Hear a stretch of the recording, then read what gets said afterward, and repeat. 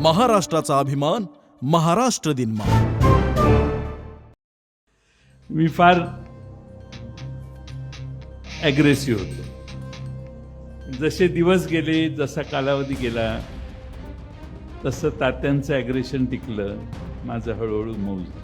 पण तात्या ॲग्रेसिव्ह राहिले, मी हळूहळू नरम झालो। तर मला हे लक्षात आलं की सगळ्यांना घेऊन राजकारण करणं हे दीर्घ पल्ल्याचं राजकारण होऊ शकतं, पण गत सोडायची नसते। पतंगराव कदमांनी मला सांगितलं। पतंगराव कदम काय म्हणायचे, जयंत गत सोडू नकोस। कृष्णेच्या काठची आम्ही सगळी माणसं ही कदाचित महाराष्ट्रात इतरांपेक्षा वेगळी आहोत, आणि त्यामुळं आमच्या मनात काय आहे ते सहजासहजी कळत नाही असं लोक म्हणतात। निष्ठा ह्याला फार महत्व आहे। निष्ठेला जी व्हॅल्यू आहे तात्या, ती दुसऱ्या कुणालाही नाही। निष्ठा कधी कधी बुडल्यासारखी वाटते, पण पूर येऊन गेल्यावर त्या निष्ठेकडेच लोक बघतात, हे कधीही विसरू नका। महाराष्ट्राचा अभिमान महाराष्ट्र दिन मा। महाराष्ट्राच्या राजकारणातलं गेल्या 2-3 वर्षातलं सर्वाधिक चर्चेत असलेलं नाव म्हणजे जयंत राजाराम पाटील।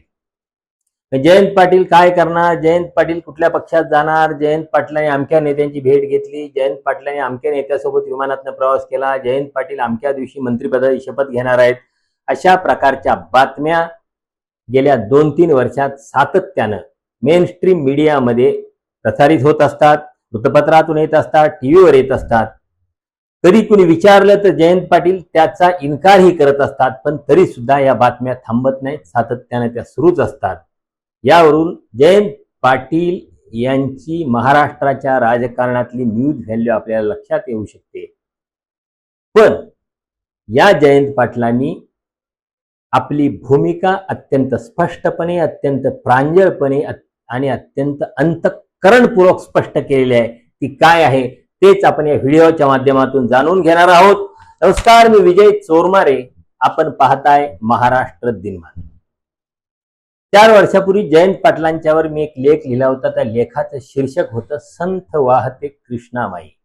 म्हणजे जयंत पाटील यांचं जे व्यक्तिमत्व आहे ते अत्यंत संथपणे त्यांचा सगळा राजकीय व्यवहार सुरू असतो, आणि कृष्णेच्या पाण्याची, संत वाहणाऱ्या कृष्णेच्या पाण्याची खोली जशी कळत नाही, तशी संथपणे आणि शांतपणे व्यवहार करणाऱ्या जयंत पाटलांच्या मनाचा तळही कुणाला गवसत नाही, असा त्या लेखाचा एकूण आशय होता।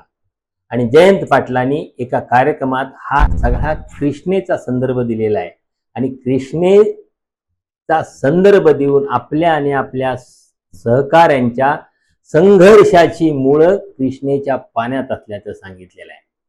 म्हणजे निमित्त होतं जयंत पाटील यांचे दीर्घकाळचे सहकारी राजाराम बापू पाटील यांच्यापासूनचे सहकारी असलेले दिलीप तात्या पाटील यांच्या वाढदिवसाचा आणि त्या निमित्तानं प्रसिद्ध झालेल्या त्यांच्या चरित्र ग्रंथाचं।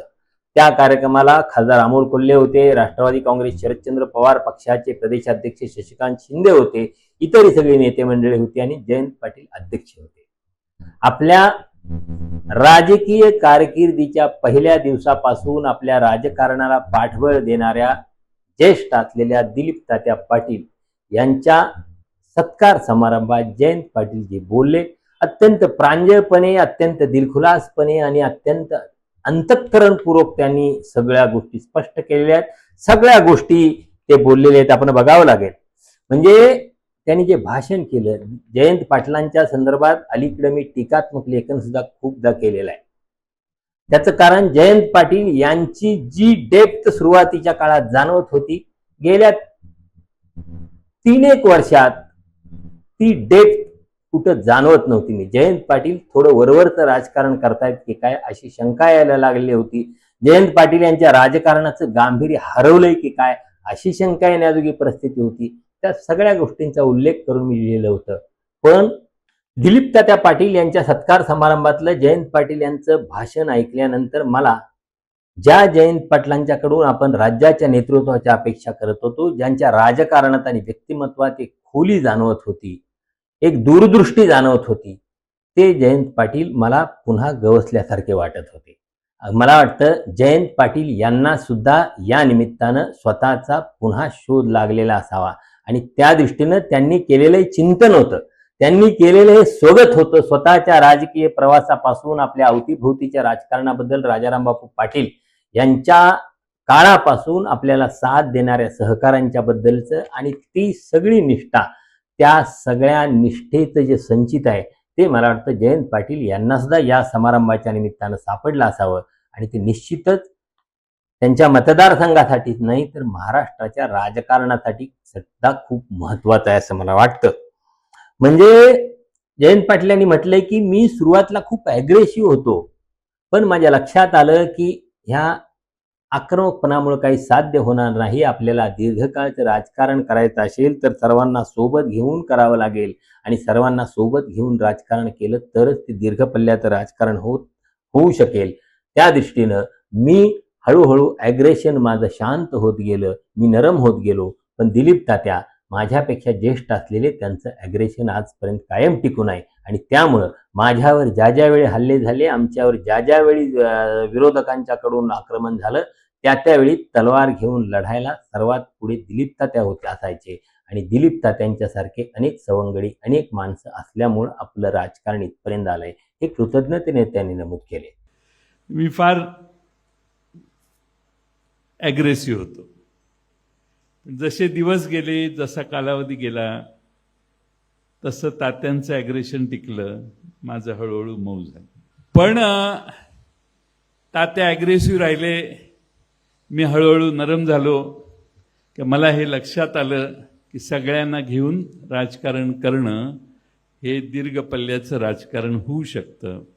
लढाई एखादी मोठी होऊ शकते, पण कायम प्रत्येक लढाई करायची असेल आणि जिंकायचं असेल तर सर्वांची मनं जिंकणं हे आपल्या सर्वांचं कर्तव्य आहे. आणि म्हणून जाणीवपूर्वक मी बेरजेच्या राजकारणाच्या मार्गाला लागलो. नाही तर लढाई तर मी 100% केली असती.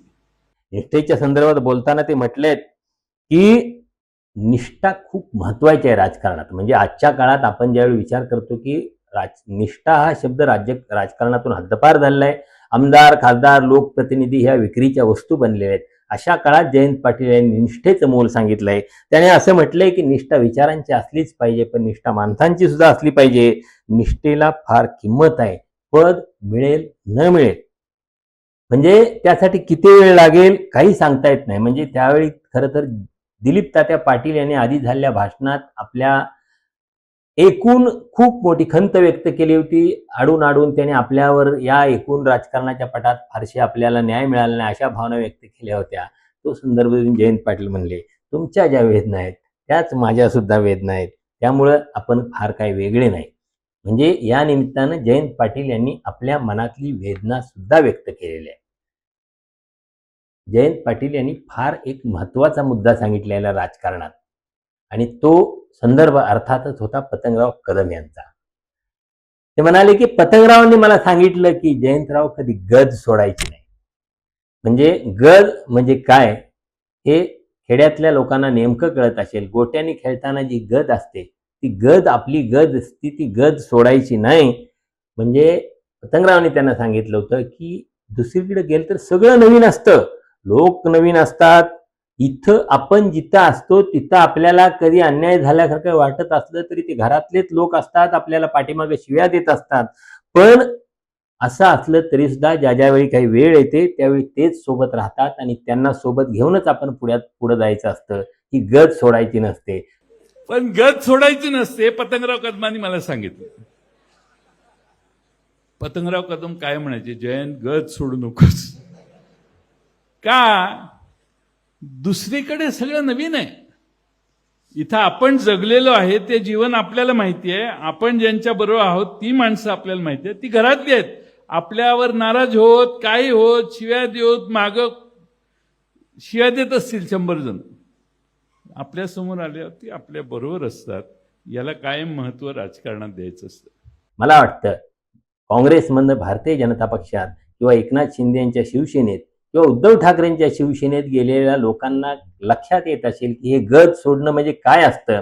तुम्हाला पद मिळतं पण तिथं किंमत नसते, त्या लोकांच्या खाजगी बैठकीत स्थान नसतं. हे गज सोडल्यानंतर जे उपरेपण आहे ते मला वाटतं भाजपमध्ये, एकनाथ शिंदेच्या शिवसेनेत, काँग्रेसमधनं गेलेल्या, राष्ट्रवादी काँग्रेसमधनं गेलेल्या लोकांना कळत असेल. आणि जयंत पाटील यांनी नेमकेपणानं पतंगरावांचा त्या सल्ल्याचा उल्लेख करून गज सोडणं म्हणजे काय असतं हे सांगितलेलं आहे. आणि आपण गज सोडलेली नाही अजून, त्याचं सुद्धा मला वाटतं त्यांनी कारण, त्याचं श्रेय प्रत्यक्ष अप्रत्यक्षपणे पतंगरावांना दिलेलं आहे. राजकारण हे निष्ठेनं, तत्वानं होण्याचा काळ संपलेला आहे, काळ मागं पडलेला आहे, कमी झालेला आहे.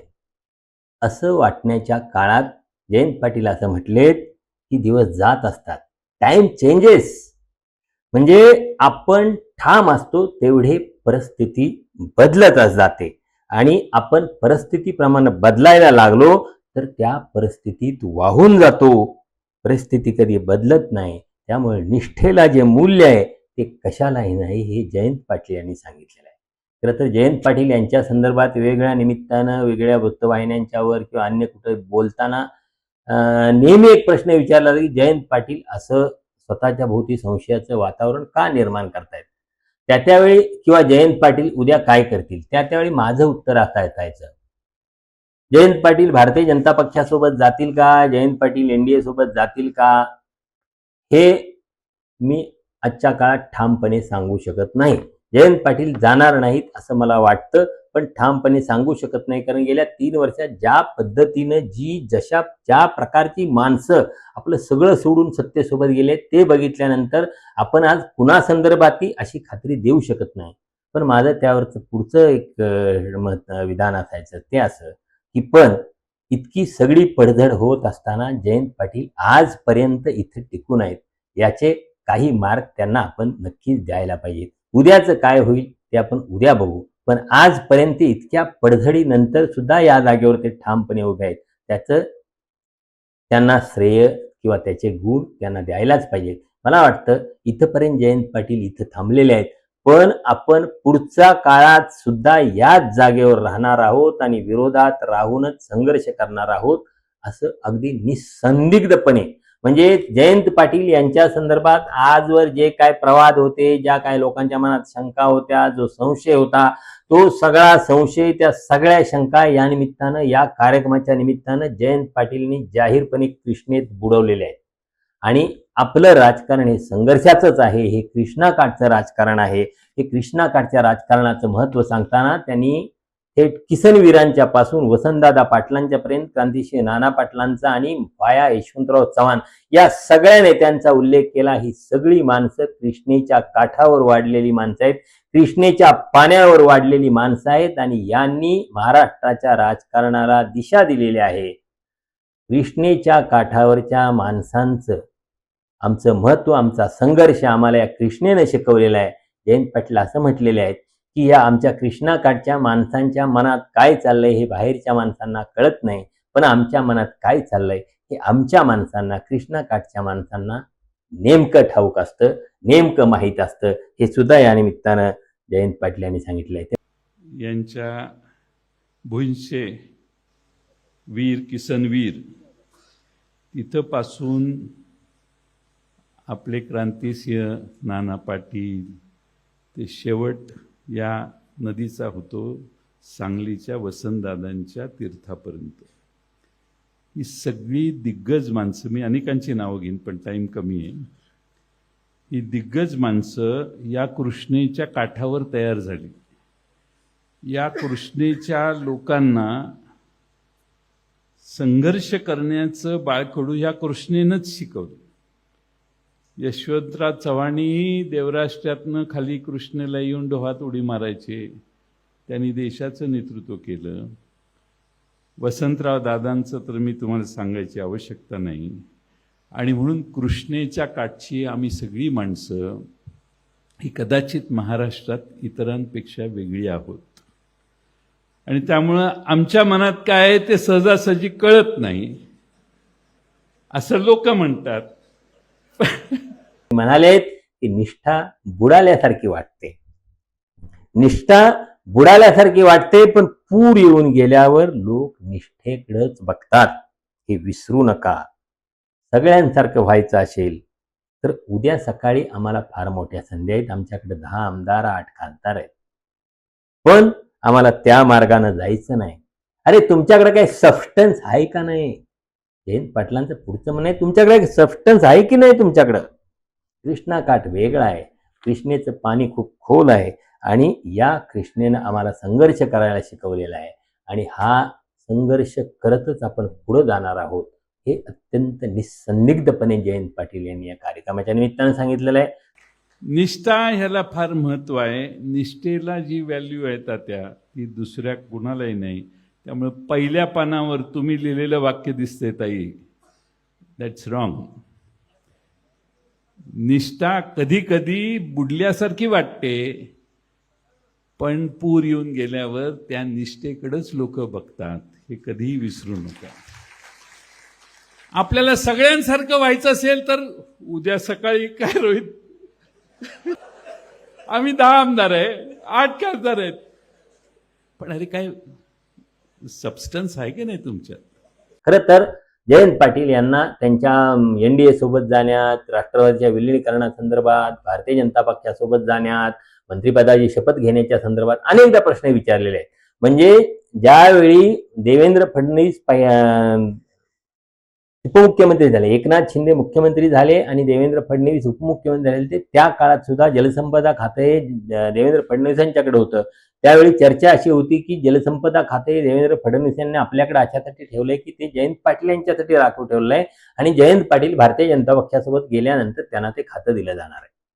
अजितदादांचा पक्ष भाजप सोबत गेल्यानंतर सुद्धा आता उद्या जयंत पाटील जाणार आहेत, परवा जयंत पाटील जाणार आहेत, अशा चर्चा सातत्यानं होत राहिल्या. पण जयंत पाटील गेले नाहीत. जयंत पाटील आहे तिथंच आहेत. ज्या ज्यावेळी जयंत पाटलांना प्रश्न विचारला, खरं तर अशा प्रश्नांच्या वेळी माणूस जे प्रश्न विचारले आहेत त्या प्रश्नांच्या मर्यादेत काही तांत्रिक स्वरूपाची उत्तरं असतात. त्या प्रश्नांना उत्तर या पलीकडे फारसं काही नसतं. पण दिलीप तात्या पाटील यांच्या कार्यक्रमाच्या निमित्तानं आपल्या पक्षाचे प्रदेशाध्यक्ष शशिकांत शिंदे यांच्या समोर, खासदार अमोल कोल्हे यांच्या समोर आणि आपल्या मतदारसंघातल्या हजारो लोकांच्या समोर आणि विविध माध्यमांच्या निमित्तानं महाराष्ट्राच्या समोर जयंत पाटील यांनी निसंदिग्धपणे सांगितलेलं आहे की आम्ही कृष्णा काठचा हा संघर्ष थांबवणार नाही. मग गेल्या काही काळात ज्या पद्धतीने जयंत पाटील शक्तीपीठ महामार्गाच्या विरोधात आक्रमकपणे या आंदोलनाचं नेतृत्व करून पुढे जाण्याचा प्रयत्न करतायत, भारतीय जनता पक्षासोबत लढण्याचा प्रयत्न करतायत, मग त्यांच्या संदर्भात देवेंद्र फडणवीस यांच्यासोबत विमानातनं प्रवास केला असेल किंवा आणखी काय असेल, अफवा उडवल्या जात असतील, त्यांच्या मंत्रिपदाच्या शपथविधी संदर्भात चर्चा केल्या जात असतील, पण या सगळ्या गोष्टी कृष्णार्पण करून जयंत पाटील यांनी पुन्हा एकदा आपण कृष्णा काठचा हा संघर्ष थांबवणार नाही हाच संदेश महाराष्ट्राला दिलेला आहे. आपली भूमिका निसंदिग्धपणे जाहीर केलेली आहे. मला वाटत नाही जयंत पाटलांनी त्या यापुढे त्यांच्या संदर्भात ज्या ज्या काही अफवा किंवा आवडे उठतील त्यांना उत्तर देण्याची गरज आहे. धन्यवाद.